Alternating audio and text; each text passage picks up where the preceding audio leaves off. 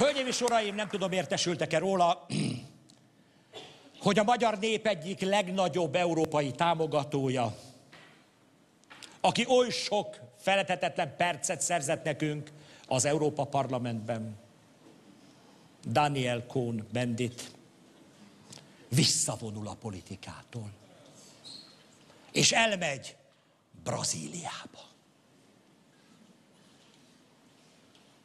Megmutatjuk őt, ha nem emlékeznének. Bien sûr que non. Est-ce que vous connaissez un des grands problèmes politiques, le pouvoir français sous Dreyfus, qui trouvait un pouvoir, une information équilibrée, les recherches? Rólunk beszél. Rólunk beszél nem túl pozitív kontextusban, ugye az egykori 68-as diáklázadó Daniel Cohn-Bendit. Én azt gondolom, hogy a viharos évek után méltón búcsúzzunk el tőle.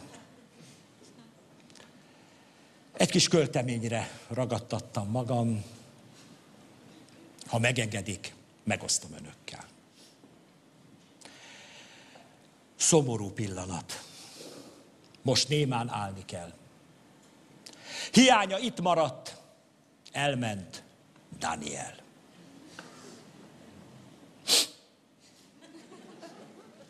Bocsánat. Mi lesz majd nélküled? Szív nem visel el ennyit. De menj, ha menned kell. Daniel Cohn-Bendit.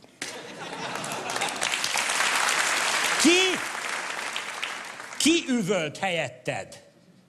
Ér kinyakán dagad. Kibecsmérel ezután szabadságharcokat.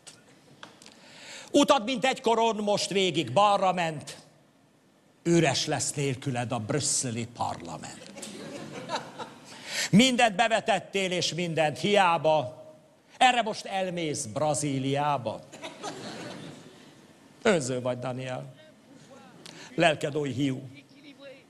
Retteghet előre sok brazil kisfiú. És ha már odamész, így áll sok kávét, legyen az a felelős a magas vérnyomásért.